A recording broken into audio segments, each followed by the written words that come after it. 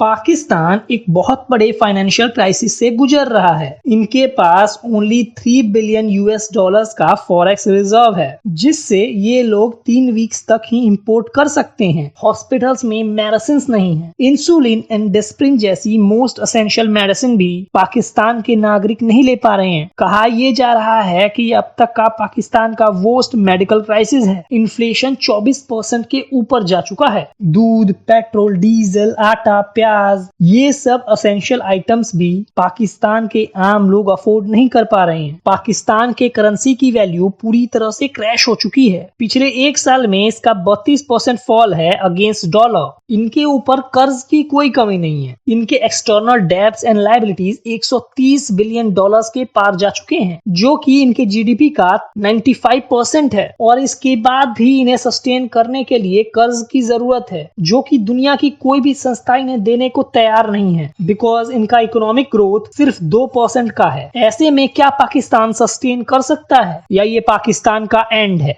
पाकिस्तान जब से पैदा हुआ, ऑफ कोर्स सिंस 1947, वो कभी खुद पे डिपेंडेंट रहा ही नहीं। तब से आज तक ये अपनी इकोनॉमिक एक्टिविटी को रन करने के लिए फॉरेन एड का सहारा ले रहे हैं। कभी अमेरिका, कभी चाइना, कभी IMF, तो कभी वर्ल्ड बैंक। दुनिया का लगभग ऐसा कोई भी इंस्टीट्यूशन नहीं है जहां पर ये कटोरा लेकर ना गए हों। मैं यहाँ ये बिल्कुल भी नहीं कह रहा कि कर्ज लेना बुरी बात है या किसी देश को कर्ज नहीं लेना चाहिए। इनफैक्ट बहुत सारे देश इंफ्रास्ट्रक्चर डेवलप करने के लिए कर्ज लेते हैं, बट पाकिस्तान के केस में जो हुआ वो काफी डिफरेंट है। मैं आपको समझाने की कोशिश करता हूँ। डेप्ट 2 तरीके के होते हैं। फर्स्ट है गुड डेप्ट एंड सेकंड है बैड डेप्ट। फॉर इंस्टेंस, ये कोई कंट्री है ए, ये किसी इंस्टीट्यूशन के पास जाते हैं और 100 करोड़ का कर्ज लेकर आते हैं। इन पैसों से ये अपनी कंट्री में मेट्रो लाइन डेवलप करने का प्लान करते हैं और 2 सालों में इसे डेवलप भी कर लेते हैं। इस मेट्रो लाइन के बिछने की वजह से एम्प्लॉयमेंट क्रिएट होती है। लोगों को एक जगह से दूसरे जगह पर कम्यूट करने में पब्लिक ट्रांसपोर्ट अवेलेबल होता है, और वो भी अफोर्डेबल प्राइसेस में, जिसकी वजह से एक कंटिन्यू कैश फ्लो जनरेट होता है। और फिर ये लोन की रिपेमेंट स्टार्ट कर देते हैं। 4-5 साल में ये लोन की रिपेमेंट भी कंप्लीट कर देते हैं, और इसके बाद मेट्रो लाइन इनकी और कैश फ्लो रेगुलर आता रहता है। और इन सेकंड केस ये है कंट्री बी, ये भी 100 करोड़ का ही लोन लेते हैं और सेम मेट्रो प्रोजेक्ट ही डेवलप करने का डिसाइड करते हैं। बट होता क्या है कि जैसे ही इनके पास पैसे आते हैं ना, कुछ तो इनके पॉलिटिशियंस खा जाते हैं, कुछ इनके देश की आर्मी खा जाती है, और कुछ इस प्रोजेक्ट पे काम कर रहे ऑफिशियल्स। और जो कुछ बचता है उससे काम शुरू होता है, पर बीच में ही अटक जाता है और पूरा नहीं हो पाता, क्योंकि प्रोजेक्ट बनाने का पैसा तो ये लोग खा चुके हैं। और इस छोटे से ही प्रोजेक्ट को कंप्लीट करने के लिए ये 2-3 बार लोन और लेते हैं। लोन की रिपेमेंट कर नहीं पाते, इंटरेस्ट बढ़ता रहता है और कर्ज के तले दब जाते हैं। कंट्री बी की तरह ही कुछ हुआ है पाकिस्तान में। एग्जैक्टली यहाँ ऐसा नहीं हुआ, बल्कि इससे भी बुरा हुआ है। मैं बताता हूँ कैसे। पाकिस्तान के पास इनका एक फेवरेट पार्टनर है, जिसे ये सो कॉल्ड दोस्त कहते हैं, और ये है चाइना, जो कि अपने फायदे के अलावा किसी और के बारे में नहीं सोचता। इंडियंस इसे काफी पहले समझ गए थे, और अगर पाकिस्तान इसे समझ जाए तो शायद इनका कुछ हो सकता है। खैर, चाइना अपने बेल्ट एंड रोड इनिशिएटिव के साथ पाकिस्तान के पास जाता है और इन्हें 30 बिलियन डॉलर का कर्ज ऑफर करता है। इनसे कहता है कि हम आपके देश में आपके लिए पोर्ट्स बनाएंगे और इंफ्रास्ट्रक्चर्स बनाएंगे, और ये इस बात के लिए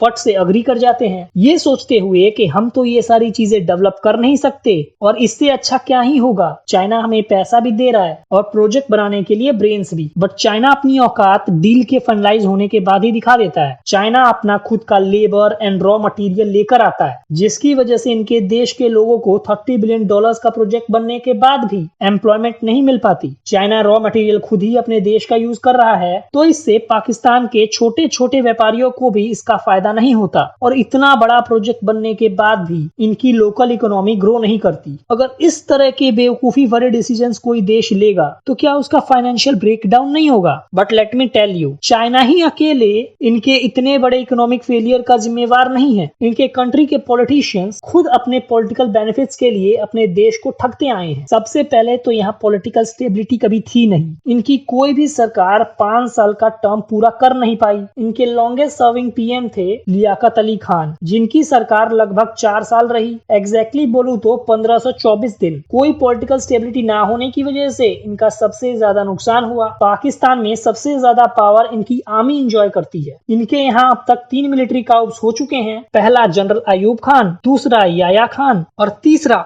जनरल जिया उल हक द्वारा। इवन टुडे पाकिस्तान के सबसे बड़े डिसीजंस यहाँ की आर्मी ही लेती है। मिलिट्री के बाद आते हैं इनके पॉलिटिशियन की तरफ, जो कि अव्वल दर्जे के करप्ट हैं। यहाँ के पॉलिटिशियन सत्ता और पावर के भूखे हैं, जिसकी वजह से इनके देश की ये दुर्दशा हुई है। इतनी बड़ी प्रॉब्लम फेस करने के बाद भी अगर यूनाइटेड नेशन डेवलपमेंट प्रोग्राम की माने तो पाकिस्तान अपने लेविश एक्सपेंसेस पर अपनी जीडीपी का 6% स्पेंड करता है, जो कि 17.4 बिलियन डॉलर्स है। इतना सारा पैसा ये लोग अपने ज्यादातर पावरफुल मिलिट्री लीडर्स के ऊपर स्पेंड करते हैं और जो कुछ पैसा बच जाता है वो पॉलिटिकल क्लास के ऊपर खर्च करते हैं। 2018 के पहले उस टाइम की गवर्नमेंट ने पावर में रहने के लिए आर्टिफिशियली पाकिस्तानी रुपी को डॉलर के अगेंस्ट स्ट्रांग शो करने का ट्राई किया। चूंकि इलेक्शन आने वाले थे, इसलिए गवर्नमेंट फिर से पावर में आने के लिए अपने सिटीजन्स को ये शो करना चाह रही थी कि उनकी इकोनॉमी कितनी स्ट्रांग है, और इसके लिए उन्होंने 7 बिलियन डॉलर स्पेंड कर दिए। 2022 में रशिया यूक्रेन वॉर की वजह से क्रूड ऑयल प्राइसेस बहुत तेजी से बढ़े। सारी दुनिया के देशों ने पेट्रोल के प्राइसेस बढ़ा दिए, बट इमरान खान की गवर्नमेंट को लगा कि इस टाइम पर उन्हें ऑयल प्राइसेस कट कर देनी चाहिए। आखिरकार इन्हें अपने वोटर्स को अपीज भी तो करना था, तो इन्होंने 250 बिलियन पाकिस्तानी रुपए की सब्सिडी बांट दी, और वो भी तब जब इनके पास खुद का पैसा था ही नहीं। 2022 के मिड में पाकिस्तान में फ्लड आया, जो कि किसी भी कंट्री के लिए काफी दुखद सिचुएशन होती है। इसमें किसानों की सारी फसल खराब हो गई। अब किसान चाहे हिंदुस्तान के हों या पाकिस्तान के, जब उनकी फसल खराब होती है ना, तो उनके पास कमाने का कोई जरिया नहीं रहता, क्योंकि उन्होंने अपना पूरा पैसा, पूरी मेहनत उस फसल के पीछे लगा रखी है। फॉर इंस्टेंस कॉटन, पाकिस्तान दुनिया का चौथा सबसे बड़ा कॉटन सप्लायर है और टेक्सटाइल इंडस्ट्री इनके एक्सपोर्ट का 60% कवर करती है। कॉटन के बिना इनकी टेक्सटाइल इंडस्ट्री, जिसमें 10 मिलियन लोग काम करते हैं, उसे धक्का लगा। इनके एग्रीकल्चर को काफी नुकसान हुआ। पाकिस्तान की आप इकोनॉमिक कंडीशन ऐसे समझिए, इंडिया की एक कंपनी है टीसीएस, जिसका मार्केट कैपिटलाइजेशन है 147 बिलियन डॉलर्स। पाकिस्तान के स्टॉक एक्सचेंज पर 375 कंपनीज लिस्टेड हैं और इन कंपनीज का टोटल मार्केट कैप है 52 बिलियन डॉलर्स का। कंपैरिजन के लिए अगर मैं टीसीएस को इनके स्टॉक एक्सचेंज से कंपेयर करूं, तो अगर टीसीएस चाहे तो वो पाकिस्तान की इन टॉप कंपनीज को एक ही बार में खरीद सकती है, और टीसीएस तो इंडिया की मोस्ट वैल्यूएबल कंपनी है भी नहीं, क्योंकि अगर मोटा भाई चाहे तो इन कंपनीज को एक बार नहीं 4 बार खरीद सकते हैं। अब आपको आइडिया लग गया होगा कि पाकिस्तान की इकोनॉमी कितनी छोटी है कि इंडिया की कुछ टॉप कंपनीज ही इसे एक ही झटके में खरीद सकती है। ऐसा नहीं है कि इस फाइनेंशियल प्रॉब्लम से अभी कुछ सालों से ही गुजर रहे हैं। इकोनॉमिकल क्राइसिस पाकिस्तान में हमेशा से रही। इसका सबसे बड़ा रीजन है कि ये एक इंपोर्ट ओरिएंटेड इकोनॉमी है। पार्टीशन के बाद से ही ये लोग इंपोर्ट ओरिएंटेड इकोनॉमी बन के रह गए हैं। ना इन्होंने टेक्नोलॉजी पर फोकस किया, ना इंडस्ट्रियलाइजेशन पर। रिसर्च एंड एजुकेशन की तो अब बात ही छोड़ दो। एवरी ईयर इनका ट्रेड डेफिसिट लगभग 40% के आसपास आता है। इनके एक्सपोर्ट स्टैग्नेंट हैं और इंपोर्ट हर साल एक्सपोनेंशियली ग्रो कर रहे हैं। पाकिस्तान का ट्रेड डेफिसिट लगभग 31 बिलियन डॉलर का है। ट्रेड डेफिसिट से हम किसी भी देश के इंपोर्ट एंड एक्सपोर्ट को पता कर सकते हैं। मान लेते हैं ये कंट्री है ए, जिसने लास्ट ईयर 100 करोड़ का एक्सपोर्ट किया था, बीट वेजिटेबल, दालें, कॉटन, एनीथिंग, और इसी कंट्री ने 200 करोड़ का इंपोर्ट किया था, जैसे क्रूड ऑयल, व्हीकल एक्सेट्रा। तो इनका ट्रेड डेफिसिट हो जाएगा import minus export, which is 100 crore. और तो और पाकिस्तान में हेल्थ केयर सिस्टम भी डेटेरियोरेट हो रहा है। मेडिसिन की प्रॉब्लम होने लगी है। इनके फॉरेक्स रिजर्व्स लगभग खत्म हैं, जिसकी वजह से ये मेडिसिन और एपीआई इंपोर्ट नहीं कर पा रहे, और इनकी डोमेस्टिक मेडिसिन प्रोडक्शन पर भी काफी असर हुआ है। पेशेंट्स हॉस्पिटल में सफर कर रहे हैं। डॉक्टर्स रिक्वायर्ड सर्जरीज परफॉर्म नहीं कर पा रहे due to shortage of drugs and other medical equipment. इनका हेल्थ केयर सिस्टम भी हाईली इंपोर्ट ओरिएंटेड है। ड्रग्स को प्रोड्यूस करने तक के लिए 95% रॉ मटेरियल ये इंडिया और चाइना से इंपोर्ट करते हैं। पाकिस्तान में जो पहले फाइनेंशियल प्रॉब्लम्स आई, उसमें पाकिस्तानी जो बाहर के देशों में काम कर रहे थे, उनसे काफी पैसा देश में आया, और इसी वजह से इनके फॉरेक्स रिजर्व भी ज्यादा बढ़ने लगे। बट अभी क्या हो रहा है कि पाकिस्तानी जो बाहर काम कर रहे हैं, वो हवाला नेटवर्क्स के थ्रू अपने देश में पैसा भेज रहे हैं, जिसकी वजह से इनके फॉरेक्स रिजर्व को जोड़ का झटका लगा है। और सबसे बड़ी बात तो ये है, पाकिस्तान के पास हर जगह से फाइनेंशियल एड आनी बंद हो चुकी है, चाहे वो अमेरिका हो, चाहे वो चाइना हो, चाहे वो टर्की हो, चाहे वो वर्ल्ड बैंक हो। इनके पास एक आखिरी रास्ता ही बचा है और वो रास्ता है IMF, जिसके पास ये लोग कटोरा लेके 1950 से